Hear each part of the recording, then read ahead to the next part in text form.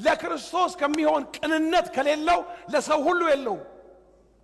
ከክርስቶስ ጋር በቅንነት ያለ ሰው ለሰው ሁሉ ቅን ነው። ቤተ ክርስቲያን ግቢ ውስጥ አይደለም፣ እስራ ቦታ፣ መንደር ላይ፣ በትዳር መሃል፣ በልጆች፣ በሰፈር መንደር የጠፋ ቅንነት። ወገኖቼ ሆይ አንድ ጊዜ ብልጥነት ቅንነት መስሏችሁ ይሆን?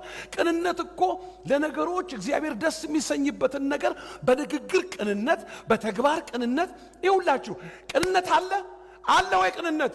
ቅንነት ካለ ፍቅር አለ፣ የዋህነት አለ፣ ታማኝነት አለ፣ በጎነት አለ፣ ቸርነት አለ። ቅንነት ካለ አለ ሁሉ።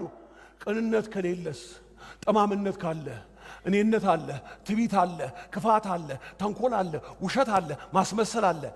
ከጠማምነት ጋር የሱ ዘር አለ፣ የሱ ኦርኬስትራው አብሮት አለ።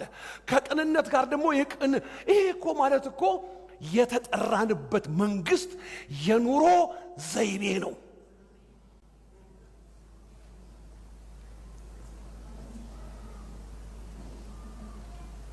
በጌታ በኢየሱስ ክርስቶስ አምኖ መዳን ማለት ወደ ቅኖች አገር ሰፈር፣ ወደ ቅኖች ማህበር መምጣት መቀላቀል ማለት ነው። ሙልጭ ብሎ ከዳነው ሰው ላይ ቅንነት ጌታን አያውቅም።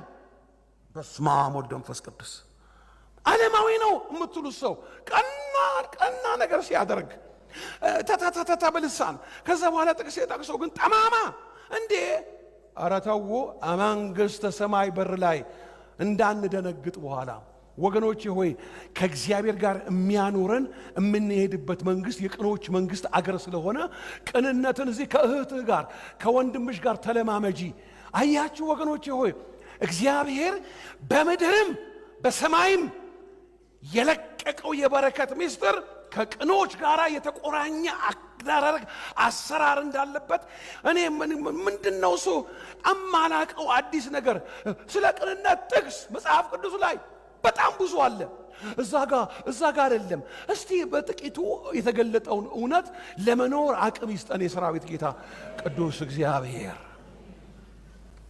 እግዚአብሔር በቅንነት የሚሄዱትን ማለት አኗኗራቸው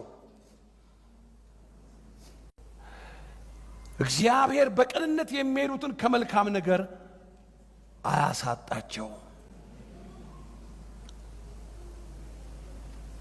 እግዚአብሔር መልካም ነው ብሎ ያለውን ወገኖቼ ሆይ በሕይወታችን እርሱ ያሰበውን ፈጽሞ ከመገኘት ጋር የተያያዘ ነገር ስለሆነ የኛን ድርሻ ልንገራችሁ። የኛ ድርሻ በቅንነት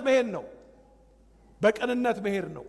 እና እግዚአብሔር መልካምን ነገር እንደሚያደርግ ማመን ይሁት የኛን ድርሻ በቅንነት መሄድ፣ እግዚአብሔር ደግሞ መልካም ነገር እንደሚያደርግ ማመን። ይሄ ምድር ላይ ብቻ አይደለም ወገኖቼ ሆይ ምድር ላይ ብቻ አይደለም፣ ሰማይ ድረስ የሚከተል ነገር ነው።